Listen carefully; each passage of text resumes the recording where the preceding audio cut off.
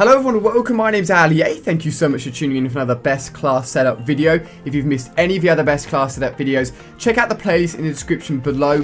Or if you want to see specifically any weapon within the next episode, again check out the playlist, see what I've covered already, and then leave a comment and I'll try and cover it next for you guys. But within this episode, we're going to be covering the new Maverick DLC weapon. It has both an assault rifle and a sniper rifle part to it. We're going to be covering the assault rifle version because that's the one I've been testing out, trying out different setups for you guys, and if you want to see the sniper rifle version, I'll cover that in the near future as well. Now, very quickly before we actually jump into the setup, this DLC isn't currently out on PlayStation or PC. It'll be out in about a month's time, but a lot of you guys have been tweeting me telling me that if you go into a private match on PlayStation or PC and play against bots, the bots will sometimes be using the Maverick weapon already, so you can actually pick it up, give it a bit of a test run, and try it out for yourselves before the DLC fully launches on your platform. So just a cool little tip for you guys. I don't think that's been patched, and if it hasn't, then it's a very good way of you guys testing out the weapon before it's even out yet. But jumping into the actual setup, arguably the best part of this weapon is the iron sights. They are extremely clear,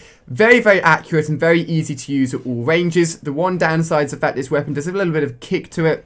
So for the attachments, I've gone for, firstly, the foregrip. This is, of course, going to help your accuracy and help the kick of the weapon to lower it, make it even more accurate so that at longer ranges, you're not flying all over the place with your gun and you're being as accurate as possible. And I've actually partnered it with an attachment that a lot of people don't tend to use, and that's a flash suppressor. So when you shoot any weapon within Call of Duty Ghosts, especially an automatic weapon, there's actually flashes that go on around the center of your weapon's iron sights. It will make it a little bit harder to know where you're shooting and to stay on target. If you use a flash suppressor, it will drastically reduce the flash that goes on around the iron sights and around your weapon when you're shooting an enemy, making it a lot easier to stay on target. So essentially what I've done here with the attachments is tried to make it as accurate and as easy to shoot at an enemy as possible.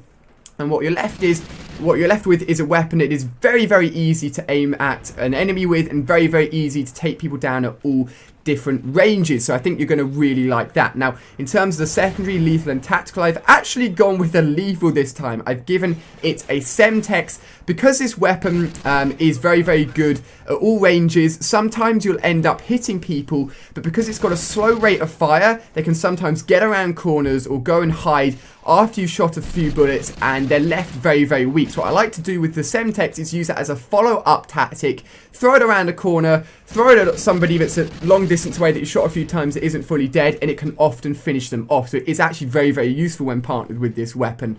Now with the perks, I've gone with actually only 4 perks.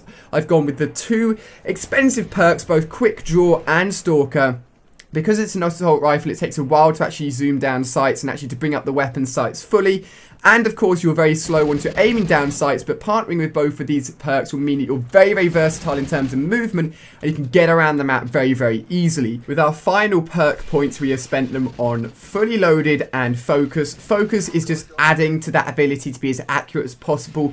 If you're being shot at, it's going to keep the kick down to a minimum, meaning you can stay on target and kill those enemies. And fully loaded just means you're going to start off the game with a load of ammo. I know a lot of people like scavenger. If you prefer scavenger, feel free to use that, but personally I like to know in my head that once I'm starting a game, I'm not worrying about getting ammo straight away. I know that I'm going to be starting off a match with a load of bullets to spare to shoot down the enemies. Now, because of the fact that we spent 3 points on both Stalker and 3 points on Quick Draw, it means we don't have a great selection of perks, but these are 4 very useful perks, and I feel that it makes this weapon very well rounded.